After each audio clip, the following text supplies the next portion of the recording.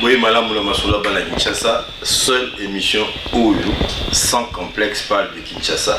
Quinois, fier de l'être, jusqu'à la moelle. Motenamino, Bana Malukuti, Mongafula, Motenamino, la Braza, vous êtes belé Botala. La Braza. Tout petit Motena, la femme du patron, Nava Charni, Nava Ornel, tout petit Mote. Mote belé. Voilà. Motena, la candidat Nyoso, ya Kinshasa. Vous avez ébélé à l'ère de la campagne. Moi, je dans un programme, sauf la politique. Sauf elle équipe tellement. Et puis, aujourd'hui, la mission est tout ça l'effort de jeter un regard sur la campagne Dengue et au Salama. Donc, tu as mis, tu as maman Moko, maman Joël Nyota, mais tu as mis moi, Nakini, ya solo. Donc, Gino, hein, donc Ndoi quoi. Serge Ouelo, bonsoir Gino. Bonsoir Ndoi. Bon voilà, c'est que ça, c'est que ça, on a habité quoi. Donc, ce que le bim en Braza, et comme on s'est gagné, habité ni les na Braza, tu habites. Vous l'appelez Betty na Braza au Saranate. Donc, tout calmé, bande de Kuba na Brazzaville. Kinshasa, ils a calme. Bah, tu bien, on va pouvoir y battre tout na ceux qui s'attirent à Kinshasa, non, s'attirent pas. La ville est calme. Kinshasa Moula rend des bêtises. Et puis Moula moi bêtise encore. Et bêtise à côté centre-ville, Matete Lema, Moula Ate, na Chine kuna calme. Bon, on a habité na Moula et comme ça là, moi mon coco. Alors Serge Ouelo Mbote, Boye Malam, na Lukayo, tout Lukayo on a rendez-vous de Kinois, Oyayate. Bon, qu'est-ce qui se passe quoi? Non, on a rendez-vous de Kinois. Moi je suis entre deux avions, deux trains. Nazalaki awa bon boyebi kaka voilà bambuyaka ngai nazaka entre Kinshasa et puis nazongaki depuis samedi passé. Donc bêtement sur la Kinshasa curiosité ça que tant banakin nazo banakin ya ba politicien te banakin ya ba vieux na biso Godard Motemona ba Ignace Ndebo ba GG ba zebele hein ba kombo Kimi ba vieux sur na ko banakin Kiozala. Bazo benga mo na suka. Montant ba benga Asbel Banakin. Nazo saluer grand frère Langai Godard Motemona. Banakin ezalaki niti ya leloté, ezalaki cercle pendant au côté faux à la parrainer. Muta parrainanga ya Godard Motemona nazo PC Mbote. Bazaki yena ya José Dayoni. Alors bah ya GG Folamambo, bah Yebi, bah Désiré Bonina, bah Deo Mutombo. Donc pour ça que donc Serge Ouelo a vrai quinois, tu as vu bien masola qui bon bah zobe ramon la souka. Mais c'est esprit à Banakin c'est quoi? Nabi Banakin avant bah tonton Barot à la politique, bah vieux Barot à la politique. L'esprit à l'époque bah ya Michel Kabea on peut rallonger. Donc bah tout l'esprit c'était quoi? Au fait l'esprit ezalaki ko soutenir o nyonso ezali kongengisa Kinshasa. Cela veut dire équipe net par exemple ngala bombité nazamon avec leur mon la veya vous gagnez tout 4-0 4-0 ah voilà ma belle to gagner 4-0 4-3 oye balukela biso puna ya mosiko na lobby beaucoup là va y 3 mais toi on se gagne des contributions na lobby biso bana veya to gagner 4 ça fait cet exemple na tango Motema Pembe et betaka finale la coupe l'Afrique. Biso bana kini nyonso oyebi to sa deka Motema Pembe bato ya Dragon baza mais na bossa na ngote to la tara biso nyonso vert blanc. Nazara na match na stade na Kamanyola vert blanc. Et puis to la tara ba t-shirt amso to komaka bana général nul donc ba bima na olela. To koma bana kin to pour la rater.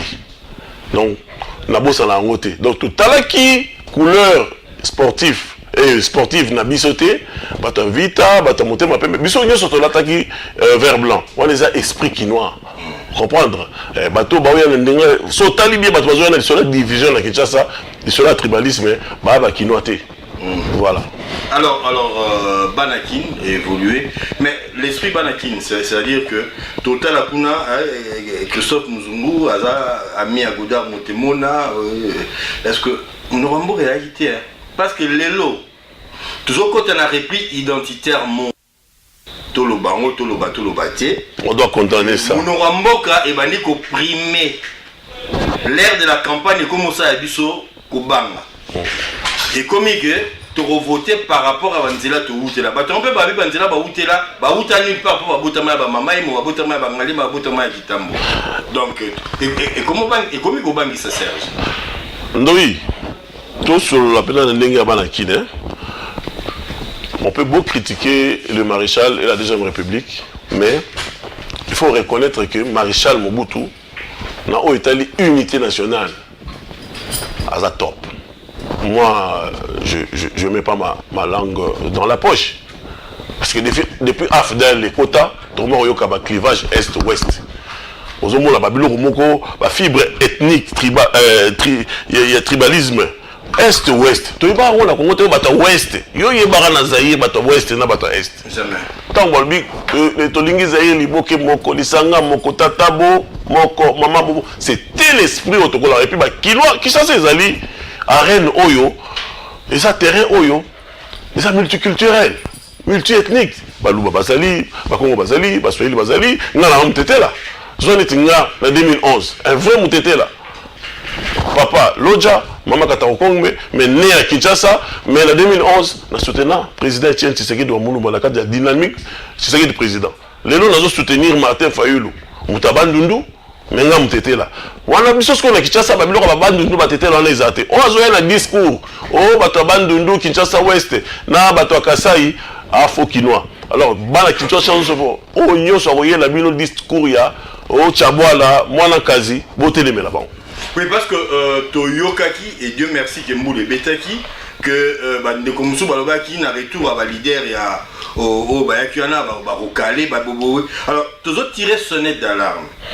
L'esprit quinois est que maire Masanayo, oui, bah, exactement. Na Kinshasa, tout ça là, tous les jours, voyage à Vinci pour province, pour Aurelia Mbembe, Aurelia Fumboa, Aurelia Koba, Aurelia Karanagat à Kinshasa. C'est-à-dire que tout ça, la culture moro transversale, oh, vraiment, tout sacrifié en mode de la politique. Exactement. En tout cas, Namoni. On a évité ceux qui sont là-bas, la mission de détruire Kinshasa. Biso to yeba kutu que coller pas ba voisin. Culture to comme bomba mulangi na yo culture uti soki wapi na éviter OK de fait boye na verre na yo. Na ça là baleki nanga boye, na me la verre, bon ba simbi wana. On a vu oh biso to kolaka père atie tourna disque boye. Ils ont bêta. Ozo ka ba chama, ozo ka ba yoka le coller. Ozoka ba ici filo collé wala nga petit donc na pemi boye mon père ba voisin ba parents voisins ba yé un dimanche bo ba pemi ba so mélange colo primos à l'occasion le roté ba fanika ba so sepela pe wana père mon salaire le 20 et ala ki moi bien automatique automatique mais les loyo na habité so ki ba to ba détruire Congo ba détruire Kinshasa pour au Kinshasa ba to ba biso ba kino n'expliquer le moko biso ba kino to za sans complexe pour ni ba to ba éviter Serge, nangi bato bayo kanga bien. Bato ba comprendre te, ba kina ba za sûr na bon point. Pour biloko biso au monde avec ça. Permettez-moi Brazzaville mon angoté, Kigali à mon angoté. Imaginez combat du siècle et Bundama Awa. Na stade de 20 mai. Du siècle, monde entier dans Dabiso. Imaginez que la première personne, le premier homme, les 3 hommes qui ont marché sur la Lune, Bané Armstrong, la Lune, Eddie Mex, 5 fois champion, il y a Tour de France, à Pédala Awa, la boulevard, Bissou petit père à Mimi, Bissou Boy, tout ce monde. Star local là-bas. Charles Aznavour, Johnny Hallyday, Beta Awa, Omoni Aznavour, Beta Awa na Maman Ngebi. Charles Aznavour, Beta Omoni la verdure. Oui. Hein? Beta Kuna. Donc, bilan supersonique, avion supersonique, autrement bien à Concorde. Il y a intéressant. Mais la capitale, Mickey, moyen qui était athée, Kino, Monango. Donc, biso to zakana to boma ba complexe wana moni kino boma complexe mais kine ko ma mulunge comme mobulu comme au poison en tout cas biso bana kinto fungola misu o ko yana discours identitaire oyo koya na discours ya tribalisme surtout na période de campagne oyo biso bakino tropesa ye carton rouge nde na pesa bango na Assemblée nationale. Voilà, 20 ans l'éléphant de la musique congolaise atika biso bien na biso ya bandal. Mais en fait, vient biso ya Tchango, moi na Kingasani, Pepe Kale Yampania. Donc et pas là-bas maintenant na Kosovo, na Tchango Pepe Kale, ça fait 20 ans que Atika biso bandeko ba kanisier ba tout dans l'élément oyo. Donc bakinois baza ko kanisa oya bango pour on estima to continuer.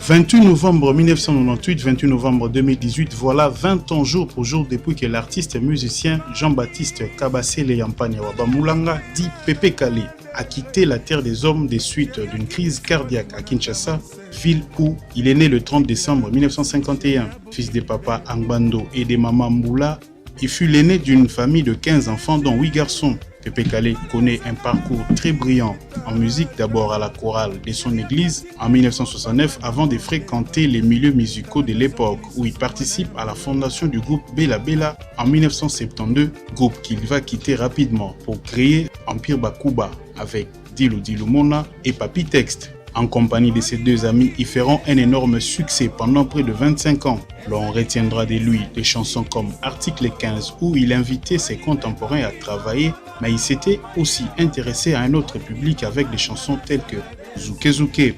Cocktail, c'est le titre de son dernier album réalisé avec la jeune équipe qu'il avait recrutée dans les temps, baptisé Delta Force, un album de 10 titres dont le succès n'est pas à démontrer car les chansons sont encore restées dans la mémoire de ses nombreux admirateurs.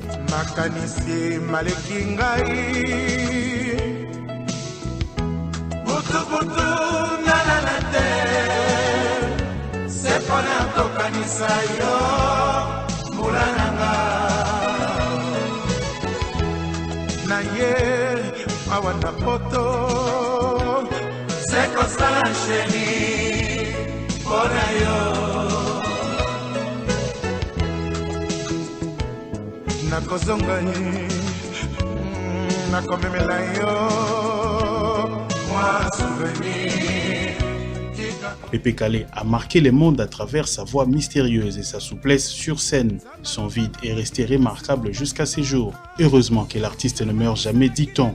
Il survit grâce à ses œuvres qui traversent les époques.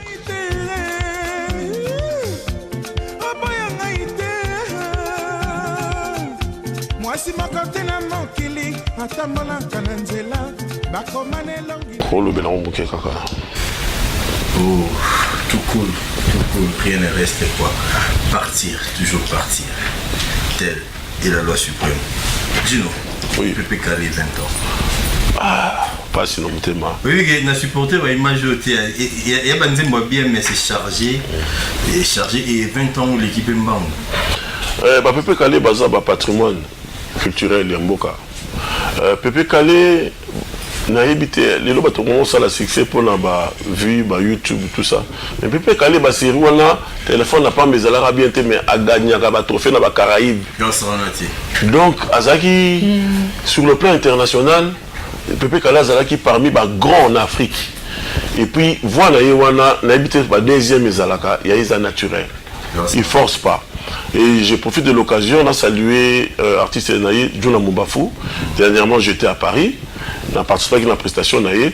Il est Lissaki Batou, Azong Saki Biloko, il y a le grand Kabasele Yampania. Vraiment, paix à son âme. Il y a un autre Bundaki. Biso Banaki Chassad, tout est baka ko batte là. Ouais, biso, neti yeboy, na tout naka. Bilamba na yezawa, pipoto chango na misé. Bah moi il venait que tal et lamba est imposant.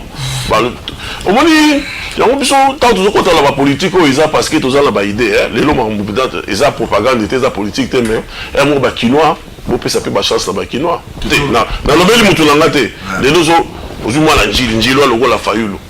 A mis sa discipline. Pour bien en ils a le la rêve quinois. Ça veut dire moi na changoupé sur mis sa discipline la vie un jour encore comme président de la République entre guillemets. Et nous sommes toujours président, ceux qui sont toujours président, le Martin Fayulu, pour on a encore comme président. le mo la njili pa ko fanda bo mo la chango lobi nga pe sortir discipline na tangi na ko ma lokola Martin Fayulu ba bonsomi il y a des bonnes écoles tout le là maman Nyota maman Joël Nyota ça on y très bien Pépé Calé 20 ans vraiment tant que moi je pense ba mami Mbula ba Nyosona et ça le et rappelez je sais que j'étais encore aussi très jeune et Pépé Calé akufaki mais tozaki déjà na ba répertoire à l'époque tondo ko mabanze mona bakaye to dessiner mitema ba biloko ande wana mais c'est culturel donc ce qui va ndenge papa ça j'avais attaqué kokutana na duna mbafu so ba kokaka ko sala te loko mo ba lukipe papi texte ba lukipe na papi texte na Kinshasa toza ko ba sala te loko mo boye et ça la bien tu vois que air moko faire azo meka mokie ko consoler mais ko comme vraiment Pépé Calé eza black te Pépé Calé a phénoménal mais ba jeune fille elle l'ouest que ba kuma susu parce à l'époque ba jeune fille ba yotanga baralekan qui bon habite le lot et ba internet et mais internet il y a des livres c'est-à-dire est-ce que ba tu télécharger ba livre ba quand ça internet il y a otanga ba nini ko posara ba biloko ba mbwakela comme ya ba mbwakela statut ya mutu ba mbwakela ba campagne ya ba ndoi pour bana batanga faut pas bibliothèque ezala mais on a internet dans la bibliothèque. Dans la internet, il y a l'État doit s'assumer. C'est l'État qui doit fournir des outils, c'est la ville qui doit fournir les outils. Pour batanga bibliothèque. Voilà quoi. C'est pas une réflexion, il y a pas certain lobby c'est l'État, c'est la ville. Voilà pourquoi la population a voté les députés. Il faut nous biso à tout les canaux de mission, tout expliquer à Bango en réalité Moussala député za ni. Pourquoi expliquer maman Joël? Parce que non, papa ça j'attends que azo croire, azo croire que dans exactement 24 jours Emmanuel Ramazani Shadari président. Yepende azo croire le banjilwa, mais nga na yebi ke banjilwa wana ba voter Martin Fayulu le député provincial il y a de cela 12 ans. Banjilwa te yazana ngali. Non. Ça veut dire abotami na njili. D'abord muto azoke ne kotia candidature na milieu naturel na été bon ça aussi. Bon voilà. Il y a un petit débat. Voilà ça parce que muto fa tia biso na bango mais so muto akimi la identité. Ya passe. Na retiré na maluba. Moi Michel Lelo. Moi la ça. Les émissions on va limiter à Tchekuna. Ça veut dire Michel Lelo eza oti. Ah mais Kinshasa c'est rien. Pardon. Papa ça mais quand ça la moi exercice moi 5 minutes aux 8 ans micro na yo. Tout na kaka baba kinois ceux qui ba ba député provincial. Très bien. Bon tangue ba Francis Kalomba lo ke ba député nationaux. Maman Nyota na retiré parole. Et Michel Lelo ezali que tout expliquer ba kinois pourquoi bino bozana pourquoi ba kinois ba ni ba koma ko na niveau présidentiel ezana ngo to lobela ngo mais on a ni to lobela na niveau C tout ça la pédagogie na niveau C question mon atuna qui est on a une atuna yo pour répondre tu remarquer moi repli identitaire mon et commis depuis que opposition et casser moi alliance na moi de Samaki et commis que tu voté biso contre bango bras de fer est-ce que un candidat pose à meilleur pour tout le monde comme nous Rambo Kamoko. Attends, quitte.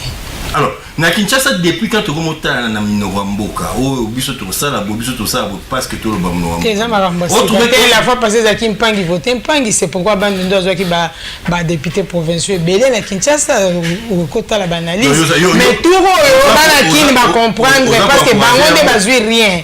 S'il y a vraiment une population où a joué rien à l'élection, les gars qui est Kino. Kino a joué rien. Alors on va dans la poubelle, a souffrir, on a biso mopé. Bien que tous en a pouvoir te bien, Kino a joué rien. Alors on est tout Kino va très vigilant. Dino, Lelo, sur total engouement, sur total il y a net qui tambour à la siège moko, autant de candidats, Banda je dois avoir 2 sièges, Lingwala je crois siège moko. Alors pourquoi intérieur la subit? Parce que tu aurais remarqué que bah tonton bazana moi bah jeep moi bah l'icône des alliés donc vie et comme moi à l'aise que biso to lobby to kota masolongo où il y a raison moro netio aux candidats pour Annie. Ok. Merci beaucoup. On a sepeli ndenge ser na na lingara mingi. Alors que Bakino va se retrouver. Ça c'est vrai. Bon, la monde osa contre André Kimbuta parce que de mon la Kinshasa entre. Mais bien tu sais qui est. Faut que ça tu siège où tu voilà Martin Zakata Makati ya André Kimbuta. Faut que nous on a la origine. Maman. Échec à ville ba pesa ngo ka biso moroté. Maman Nyota. Ba participer qui na vote. Pardon. Malobé pas nanga. To ça la mutasali mabeza nango bien. Tant que yone muto tiaki il faut ba yo pour participer. To ça bila ya mutu. Et puis c'était au nom de quoi? Question ngeza boy. Pour la ligne bino kwa OK. Maman. Donc biso ba kinoto solo lara o ya solo li. Ouais, Sololi. Malomeza pour la ligne Bakino va s'intéresser yo particulièrement. Parce que ndenge maman le même le roi Kino va se retrouver na masolo ya Kimbuta et puis tant tangi déjà Kimbuta te masolo ya Kimbuta peut pas. C'est une législature. Donc solo va pourquoi intérêt. Mais boti kana na lobat. Est-ce que na ro lobaté? Na lobi ke na sepeli maman ndenga lobi ke na bilan ya bato bakambi mboka pendant temps yo Bakino va se retrouver na moni pas lobby que yaza na ye biso to buna pas liberté za choix na ye Emmanuel Chadari je salue mais ah masola Emmanuel Chadari kotate parce que Kino a théâtre beta masola biso ba Kinois ah beaucoup ça masola Emmanuel te pour yama brutalité répondre de seconde la question na ngai non te pas au lobasi sikoyo pona ukoma pona souci na ngezani souci na ngeza totalement le bilan. Ça fait depuis un temps Bakino m'a comme le roi balentike les lombo les bêtis sur bimi di banda toza na Willery fleuve Congo ozomona et nga naza na koli na Kingabwa sota na Kingabwa neti les lobo ce qui inondation et salé j'ai coco mon frère je vous salue là au place aux alibes biso na biso bana ya mabele bana Kingabwa ya mamote bana Kingabwa mobimba ko bana na ndanu est sans fil Yaoundé Maman Zenze, la personne de Texas Mbote, Grand Monde, ti na paka Juma. Na lobi ke, ouais ya nanga, pareil nanga banakine. Donc, nga za pour campagne moko loyale, hein, cela veut dire muta battre campagne, muta cha mutu renter. Donc, le roi de mettre basola qui sont Italie honorable Chadarité pour Italie été. Chadari est candidat président de la République. Ah, tu veux transformer Kinois pardon. Kasi pour l'anniversaire jouer dans un candidat. Le candidat on a ko ça va aider na peso par exemple, chômage, eza makasi na ba jeune ya Moamba. Peut-être que je vais limiter parce que dans un candidat à deux niveaux. Provincial, limité ça, commune industrielle. Kingabwa et sa zone industrielle. Ngai les loyaux, ceux qui vont élire Ngai. Dans la autobus à caucus. Ensemble, les députés sont provinciaux au bas élu, na limité, na nationaux sont bas route à Moamba. Tout ça la ligne.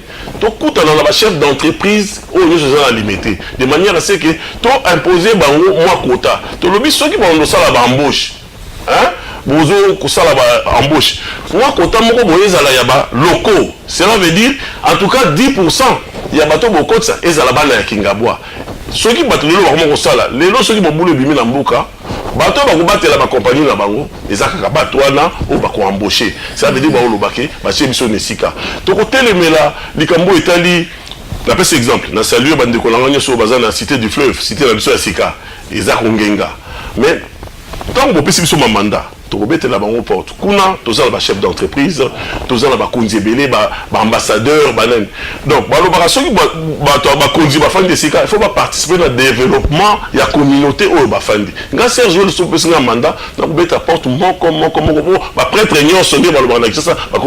va participer. Pourquoi pas un quota dans l'entreprise, dans Kingabwa. Bon, les lots, ils ont fait la cité du fleuve. Mais vous avez entouré la pauvreté, la épidémie. Vous comprenez? Alors, les lots, ceux qui m'ont dit, alors, pour une commune délimitée, pour une circonscription de Moamba harmonieuse, il y a un dialogue entre les chefs d'entreprise, les conduire sur Bazakuna pour balouker la balle à la biso misala. On est qui emploi. Deuxième chose, c'est civisme environnemental.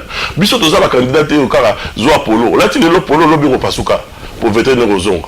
Na peso masanga. Au Meli, puis tu vois le temps aussi les pauvreté et sili. Biso toza ba candidat auto ya côté à civisme environnemental. Na CPLaka. Ndekolanga yi je pourquoi tongara ba pont.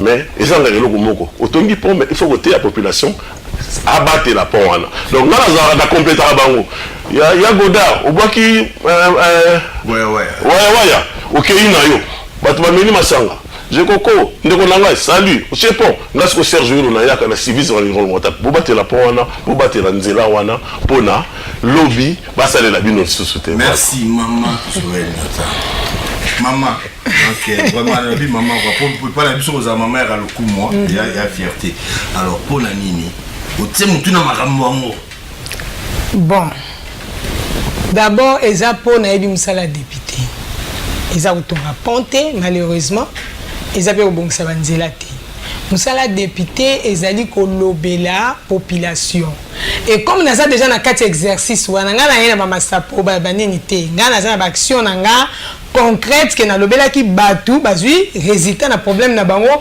sans que naza la député nga naza na ONG na nga comme na caisse de la solidarité nationale alors batu ya badara babuka ki bandako na badara tant babuki bandako na badara il s'est trouvé 1300 ménages bazaki libanda na bisi bango se constituer d'abord en comité et puis to monter dossier il y a 1300 ménages bato na bazaki na raison te ils ont construit là où la loi disait que même nzete balonate mais bango ils ont construit c'est vrai pas construire qui n'a pas ça bango autorisation ba coutumier et tout ça aucune personne na batoanya choisaki na document à l'état donc document à cadastre mais malgré ça nous nous sommes dit biso toza ba maman sociale ata to tiango na banderole te poto moni ba faux social et remis belé to bon biso ko to tiango na banderole alors qu'est-ce qu'on a fait on a monté un dossier on a s'est adressé au ministre des affaires sociales c'est ça musala ya député mais na ça député telelo dans 25 jours je sais qu'il n'a pas député alors tu as commis dossier wana ngana bango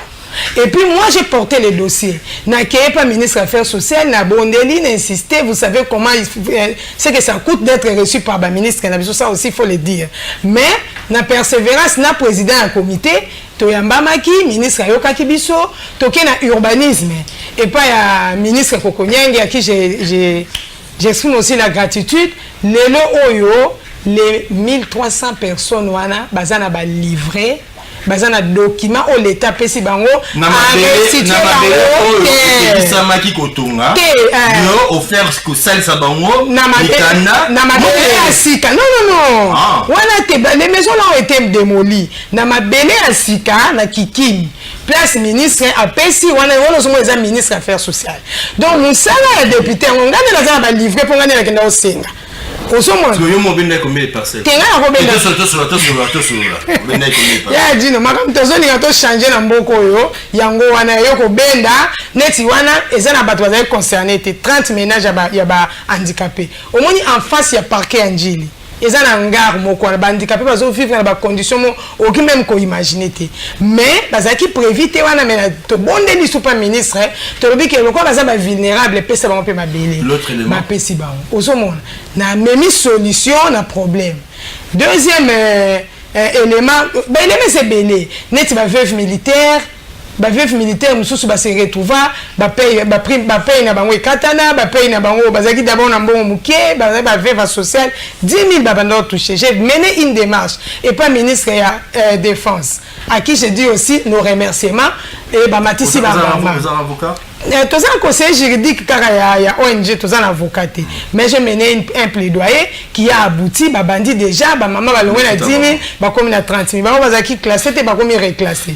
to travailler là commandant CECAS donc service d'éducation civique et action sociale il y a faire d'essai aux monde donc je sais approcher les pouvoirs dans un député à Fimbouté pour na rekenda au sala ba motion na 9h na 19h master construction il y a marché ça marché wana les vraiment action ya ONG tout le monde que ba maman telu konda ONG mais ça aussi il faut qu'on le dise et ça va organiser je pense on a idée mais il faut s'appeler un des babi que misala na kondimana misala voilà kondimana misala ndezo pesa baninyo alors action mususu net na kaseta école bebaki classe baby na kyo ko futela ba orphelin militaire pour biso na oja soto sa charge anango na ke futela ba orphelin militaire na kuti nzeta paipai tu peux imaginer nzeta ya paipai eboti na kata classe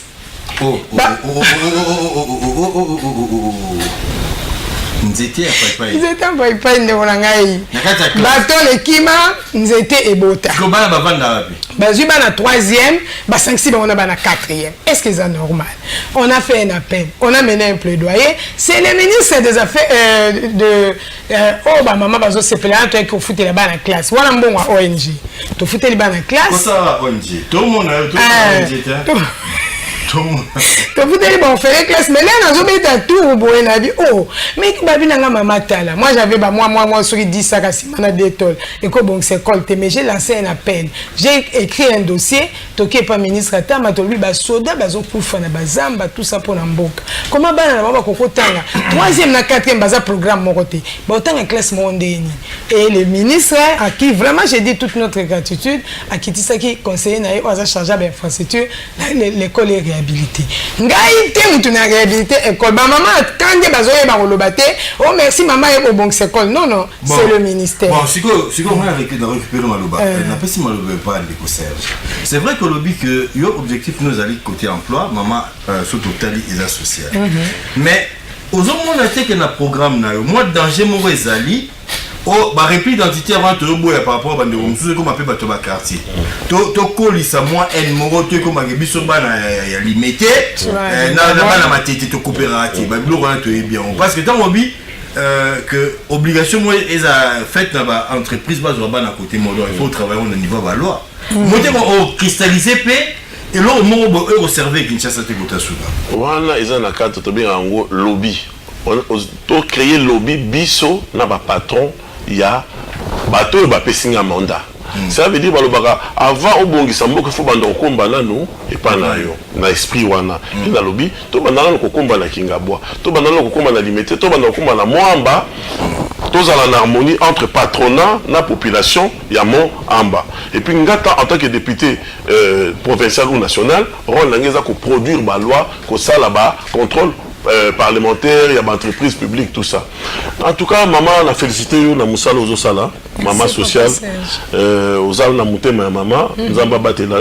Car si dans un na souci, moi qu'on a lobby que bateau yozo n'gopé savoir wana, bazana mandat pour la continuité. Aux ala musala. Ça veut dire ceux qui n'ont chadari au bandakaka au babengani ba mama bana classe bana mama ozana musala munene masona ko vraiment au peut être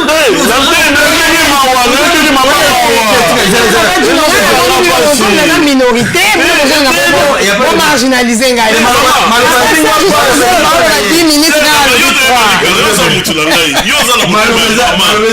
maman il faut appeler maman na este boka baza violé ba maman lelo ba maman ba lamuka na tongo ba lamuka na tongo pour la relais sabiso ba papa musala les ate na maman au moins paiement ah bah ça surtout continuité demander à continuité maman biso koya fayulu aza koya maman maman pour ça limingi bon na projet na lobby ke na lobby eza identitaire te ba lobara nini la charité bien ordonnée commence par soi-même eza na esprit wana cela veut dire nga na lobby boye bana kingabwa lelo ba fandaka baza victime ya ba pollution parce que boye bien est-ce qu'on dit pollution sur le plan environnement biso to tala ba to produire ba loi na niveau ya ville na niveau ya mboka au Italie environnement cela veut dire baza ko absorber ba fumer wana ya entreprise wana en retour baza ko embaucher bango te en retour bana ba kodmi na ba gene na ba nini yango moni ke biso likoyo bo pesa pe biso pouvoir na ba kinois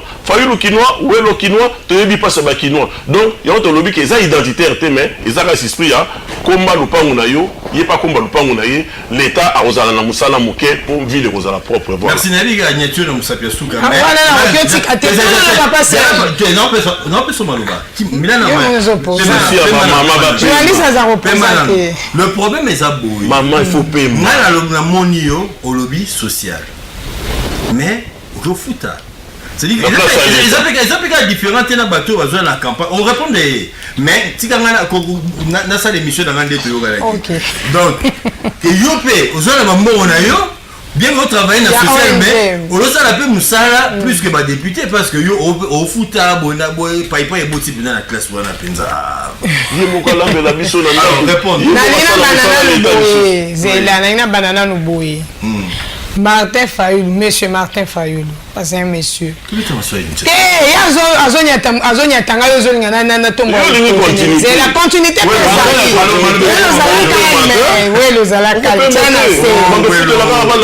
Fayoulou va voter à Kinshasa comme député. Emmanuel Ramazani Shadari va voter na Maniema comme député. Les deux populations, ceux qui va lobby va récompenser, va voter qui. Aux assurés que Bakino va récompenser Martin Fayoulou. Je laisse la question pendant. Bon, tu vas répondre. Na répondre non na ya continuité. Biso tozali ba continuité. Pourquoi? Là il faut vraiment que j'explique.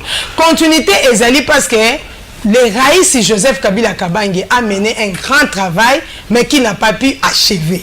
Voilà. C'est pourquoi Emmanuel Ramazani Shadari vient pour achever l'œuvre. Dans une état social pour la maman sociale. Quand Joseph Kabila a commis mon cousin Mboka Ol. 2001. Les professeurs d'université, Bazo Landa, que quelqu'un vient me contredire ici, parce que j'étais au cabinet du ministre de l'Enseignement supérieur. Un PO, je dis bien professeur ordinaire, avait $56. Quand Kabila a pris le pouvoir ici. $56 assistant 18. Médecin 48 et magistrat $10. Ils sont en combien? Tu comptes la montre, nous avons expliqué continuité. Le professeur Azana 2000, na to ya 14 400. Oui, nous avons le social. Nous avons compté kutu na makamba guerre na banini te. Oh Kabila sali na batu bakufa ba monyango. Donc a sali musala a souki quelque part. Ba professeur magistrat le Azana combien? Azana a $10. Azana combien? Médecin Azana combien? Médecin Azana $1050. Natoya 1440. Et bandaki bandana juillet. Non. Toi à 9 Cécile qui na juillet. Serge, laisse-moi t'informer. Toi à 9, il y a 92 et Silla qui na juillet. On a même payé la différence d'échange. Moi j'ai bénéficié des différences d'échange. Juillet-août. J'ai dit des choses claires. J'ai dit des choses vraies. Alors c'est que Emmanuel Ramazani viendra continuer. Et Zalisco peut-être na EPSP. Au moni parce que enseignant qu'on a tout comment quitter. Mais enseignant il y a université. Les salaires a été multiplié par je ne sais combien. De $56 à 2000. Il faut vous me rappeler si vous ne croyez pas en quelqu'un, croyez même aux œuvres. Aux hommes. Répondre à la question dans la cycle. Pour la montre pose à continuité, on a fait expliquer. En continuité, ils allaient banda qui pèse au Koba. Et au Koba paye. Tant qu'on a député, on va continuer au foutre à Nini, on continue pour n'habiter salaire à député, ça combien? On va de ça à l'élite. Nous avons foutu à Minerval, il y a un fait militaire sans que Nazala député. J'insiste. Nous avons foutu à Nazala député, mais Nazala social. Moi j'ai été orpheline à 10 ans, Serge. Je sais ce que ça fait dans un enfant à qui est classe T parce que bon, moi je veux qui ça. Bissot au tanga na délestage. Année au Tangi, année prochaine au PMI. Mais dans Mawanza, licencié. Il y avait des PDG qui avaient de l'argent, mais bah, bah, diplôme à licence. Alors si je peux aider, il y a un lobby, si je peux aider un orphelin que j'estime qu'à Zamayele, au début que l'année passée, première promotion, on a diplômé d'État Babimaki. Et il y avait un qui avait 71%. Aux hommes, ni école ni orphelinat. J'ai appris les orphelins et pas ma maman na bango parce que l'affection d'une mère on ne peut pas la remplacer. Aux hommes, j'ai fait ce que je peux. Souci na bisonyon son et sa constitution ils la respecter. Mais tant que babanda ko violer la constitution, j'assume. Quand la constitution a commencé à être violée par les frais de scolarité à bas primaire, on n'a vu ni opposants, ni majorité, Moutou a revendiqué en gros. Tout le monde a trouvé normal. Et ici même, au-delà de tout, nous avons, au-delà des frais, nous avons encore les frais du gouverneur. Oh, bango, basali sa qui a pouvoir, le bazo rejeté.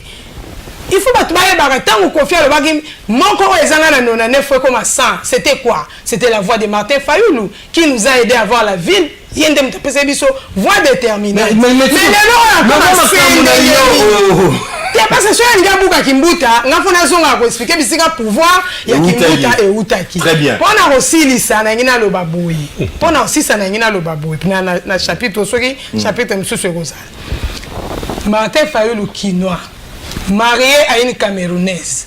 biso tolingi première dame ya étrangère te donc tokozwa guerre na Cameroun il aura un problème parce que koyeba te soka boma bandoko ya bana to atika c'est ça mon problème na mawanzambe tokozonga na 17 na suisi wana fallait nous candidater mais il n'a pas dit qu'il a 5 minutes il fallait aller jusqu'au Cameroun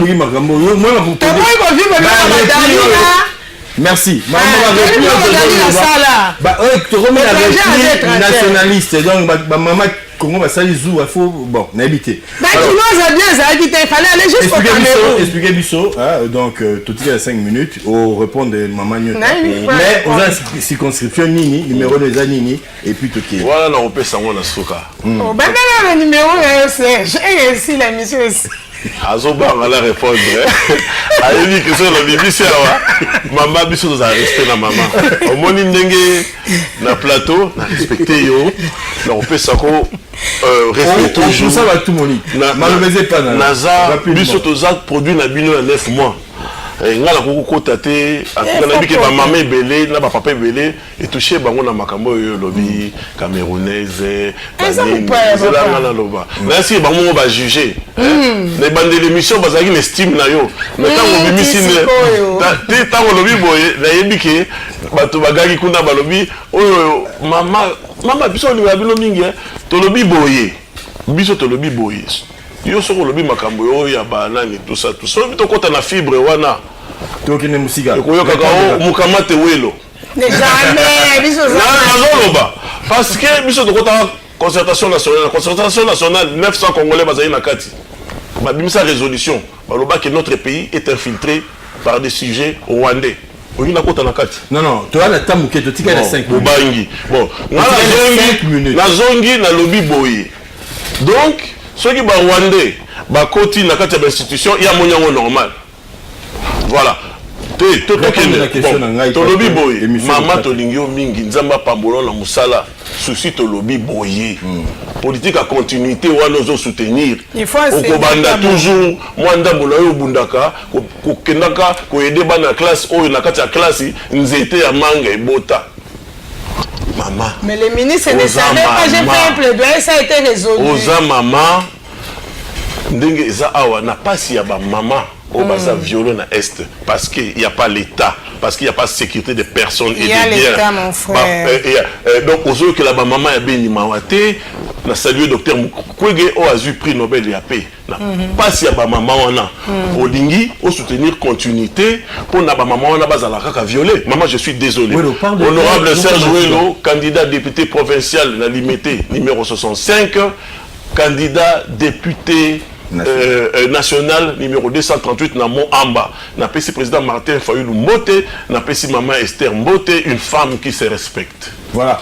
Alors oza wapi la circonscription nini na niveau nini numéro no et anini so ba ngi osana na invité nous so bien Nazana Changu Nazana Changu na numéro 682 députation nationale Changu c'est une circonscription nationale nga Nazana ngai esika moko kaka na députation nationale numéro 682 donc na ngai pena yebisa ba kinois qui faut bakutanga pe bible sur otangi livre Esther autant d'histoire à Samson, au monde c'est la femme du chef qui dirige en réalité. En réalité, ce sont les premières dames qui dirigent. Donc, il faut regarder la première dame très bien, qu'on ait une guerre contre le pays, à agir. Oui, ma maman qui était ça. Maman juif, était pour Esther, Azalaka juive.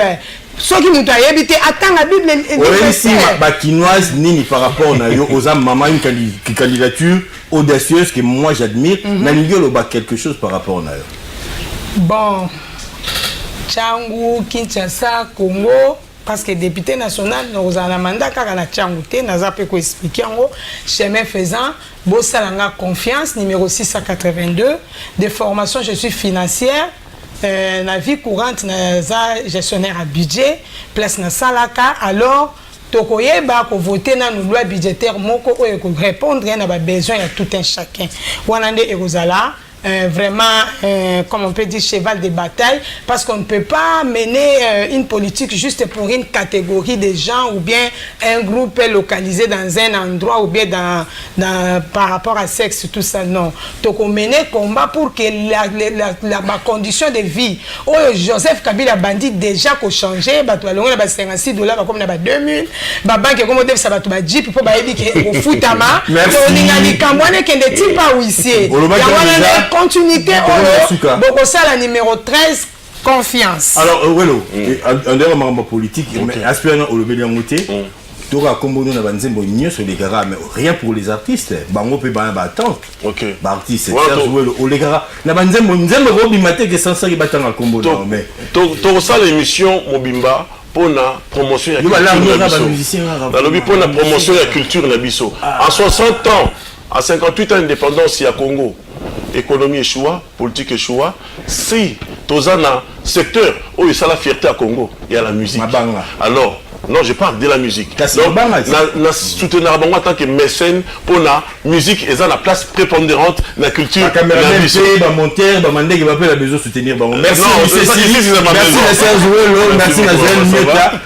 Pour sentir émission Kinshasa. Pour sentir émission Banakini. Divergence de vue. La Mouka, Awazali na continuité, mais tout solo li. Masoula Bana Kinshasa, c'est ce qu'on attend. Répit identitaire. On attend aussi les affiches.